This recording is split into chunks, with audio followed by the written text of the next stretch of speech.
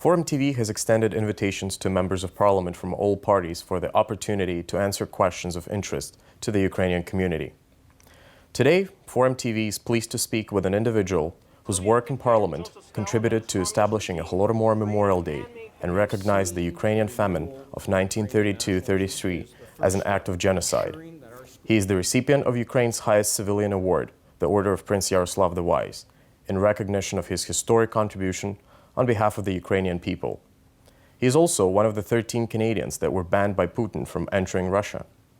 My guest today is Member of Parliament for Selkirk-Interlake Eastman and the official opposition critic for national defense, James Bezan. James, welcome to Forum TV, and thank you for making time for coming out. Hey, it's my pleasure to be here, Anton. My first question to you is, what is your assessment of the new approach in foreign politics that the new Liberal government has taken in the beginning of 2016? To quote the Minister of Foreign Affairs, "If we don't engage with Russia, we don't help Ukraine and we don't help Canada's interest." What do you make of this? I guess the overall, mantra and the rhetoric coming from the Trudeau government has been that Canada's back. And everything we have seen so far, though, is that Canada is stepping back. So whether it's in the war against ISIS, where they have pulled out our CF-18s and will not be in a combat mission, and not considered a serious partner in the coalition by our allies, or whether it's engaging with Russia, we all see that as being a softer position. In my lifetime, I've never seen the world in such a precarious situation, whether it's ISIS terrorists or whether it's this Russian Putin aggression that we're seeing not only in eastern Ukraine, but also in Syria and other parts of the world. Now's not the time to work with Lavrov and Putin to normalize relations. The idea that you can go out there and start having, conversations to be in the best interest of Ukraine, well, we all know what that leads to. It means that you're going to ultimately have to appease Putin and the Kremlin. And that will result in, and I fear, the acceptance that Crimea and the Donbass is part of Russia. We can never let that happen because that sends all the wrong signals to Putin. It sends all the wrong signals to our international allies who, if you want to follow, some strong positioning, is look how Chancellor Merkel in Germany now has said there's no way that she's going to drop sanctions against Iran. But yet Canada's dropping sanctions on Iran, Russia is going to be selling them arms, and it doesn't attribute at all to more peace in the Middle East. All it does is going to make things more dangerous because Iran still supports terrorism, they want to export it abroad, and of course they want to establish their own caliphate, never mind the ISIS caliphate that they're fighting against. So when we hear Dion and Prime Minister Trudeau talk about that they don't like Russia's interference in Ukraine, it's not interference. It's called an invasion. And we have to maintain a very strong role, which I was very proud that our former Conservative government under former Prime Minister Stephen Harper did. And we have to have that type of backbone and mettle to make sure that Russia's aggression doesn't ultimately result in a greater occupation and invasion of Ukraine, or even put us in a different type of position in the Arctic. You mentioned Russia's Foreign Minister Sergei Lavrov and Canada's Foreign Prime Minister Stephen Harper.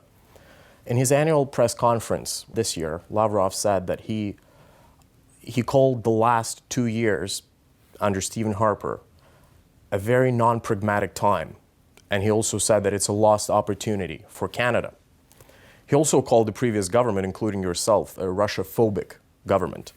Now, in November 2015, Prime Minister Justin Trudeau went to Turkey for the G20 summit, where he met with Putin.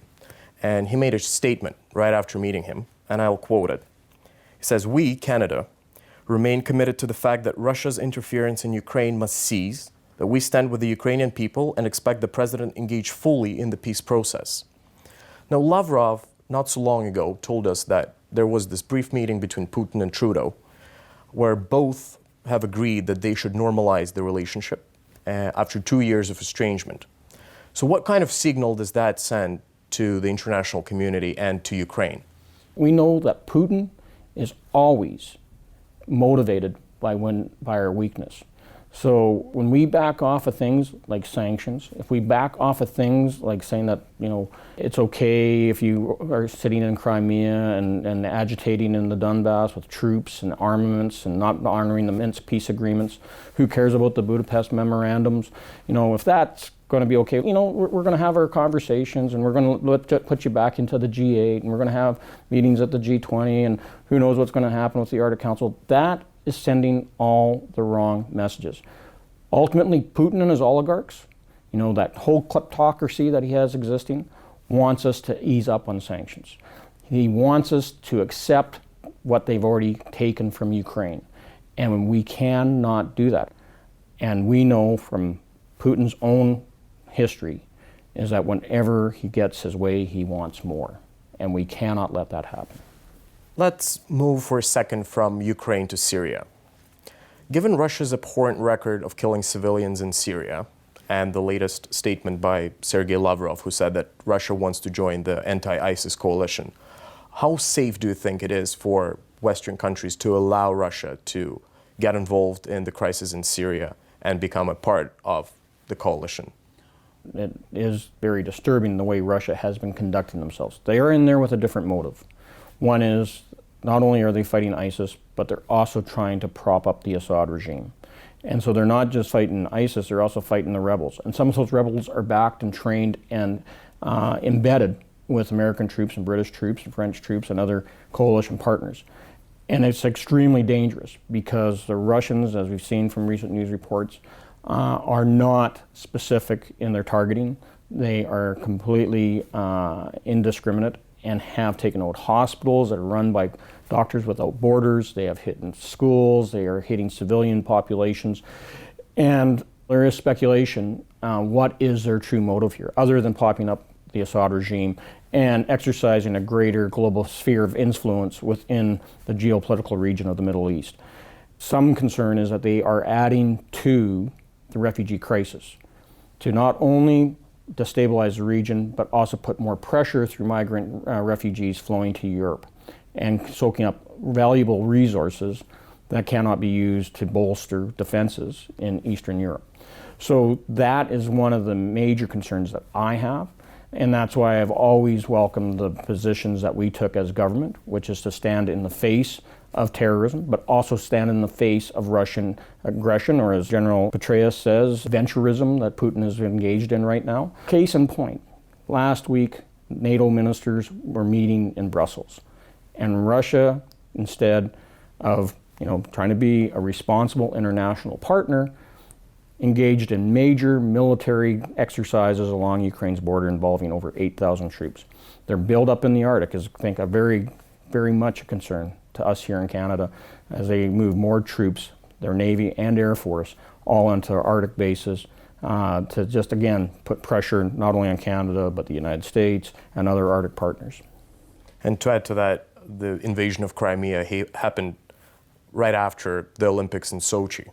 So the big events are very often used by Russia as a pretext, as a smokescreen for a bigger military operation. I've always had the impression that Putin made the decision to go into Crimea wasn't at the time of the Maidan and Yanukovych fleeing. The reason that he had the gall to do it was because the United States and President Obama had drawn the red line in the sand in Syria, saying that if Syria used chemical weapons again on their citizens, that they would take his weapon caches out and that the United States would attack. That didn't happen. And that moment of weakness incited Putin to invade Crimea. Now let's move back to the previous year in the federal campaign. You came under fire by the Liberals for imposing what they called relaxed sanctions against Russian individuals and Ukrainian individuals that were involved in the annexation of Crimea and the conflict in the Donbass. The two close friends of Putin, Sechin and Yakunin, we heard their names in the parliament very often, were not sanctioned by the previous government. But the Liberals were saying that once they come to power, that would be their top priority, that would be almost the first thing that they're going to do. Has there been any consultations on whether these individuals are going to be sanctioned soon? There definitely has been talk in the halls of Parliament as well as during question period. and we have not seen those two individuals sanctioned yet. I had made the request and asked questions why they weren't, and ultimately they have some business interests in Canada. But we've got to keep in mind that Canada still has the most aggressive sanctions regime on Russian and Ukrainian individuals that are responsible for the invasion of and occupation of Crimea and Donbass. Those have to be maintained and increased. And I'm going to encourage this government to go further. They're following through on the sanctions and the humanitarian aid and the reforms that we're trying to bring into Ukraine. And we're doing the military training. So they're following through on what Prime Minister Harper had previously announced in making sure that we have troops there to train their troops, to provide medical training, basic training, weapons operations, how to do logistical support, aircraft safety, and dealing with improvised explosive devices. So that is all happening because of the former Conservative government. But with the added aggression that we're seeing from Russia, with the inflation of activity by the terrorists in Donbass, the increased number of skirmishes and casualties that are occurring again, and the overall death toll now over 9,000, it is time to start providing more lethal weapons. Not just defensive weapons, but lethal weapons to the Ukrainians. And that's the only way that we're ever going to push back the Russian troops, is by matching fire with fire. James, you have supported an online petition, E33, that would lift visa regime for Ukrainian citizens and would allow Ukrainians to travel freely to Canada for up to 90 days. Why do you think this is important? The European Union is also lifting their visa regime with Ukraine. If we're going to encourage, trade, the exchange of ideas, and increase the opportunities for a free and democratic and strong Ukraine, we have to give them the ability to travel. So they already welcome us into their country without visas. It's time for us to welcome Ukrainians here, do business, come to visit. We're already encouraging, as yourself, many to come and study here and take that back, because ultimately, and what I see whenever I go to Ukraine, especially in Kiev and Odessa and Chernovitzy and Lviv, Kharkiv, it's the next generation. It is the kids that are in school today and those that were born after communist occupation that are ultimately the ones that are going to lead Ukraine into the modern era, to get rid of corruption, that they will not tolerate any oligarchs and the brutality that occur under Yanukovych in particular. And although Poroshenko and the government there is trying very hard and still dealing with, as we just saw this week again, possible contempt of Parliament with a vote of non-confidence in them, that destabilizing effect does not really bode well to the long-term success of Ukraine. So when I see former interns that came over on the CUP program to Ottawa that are now members of Parliament in the Rada, you look at how many are involved in financial institutions, they're making a difference. And we have to encourage more of that if we're really going to have a Ukraine that is on the same path as all the rest of European nations. It's the second anniversary of the Heavenly Hundred, when the snipers from the Russian forces and the Berkut of under Yanukovych gunned down our heroes on the Maidan. Peaceful protesters that were there to make their point that they aspired to European integration. And unfortunately, we had a brutal oligarch by the name of Viktor Yanukovych, who still has not come to face the courts for the crimes he's committed. I'd love to see him brought to justice and have him ultimately brought before, if not courts in Kiev, to The Hague in front of the International Criminal Court. The way he treated the peaceful protesters, these were students. These are people that inspired us and inspired the nation. When they started getting attacked, that ultimately brought everyone together as proud Ukrainians to stand against a dictator like Viktor Yanukovych. So let's remember those Heavenly Hundred and all those who have since perished in the violence that's occurring in Donbass.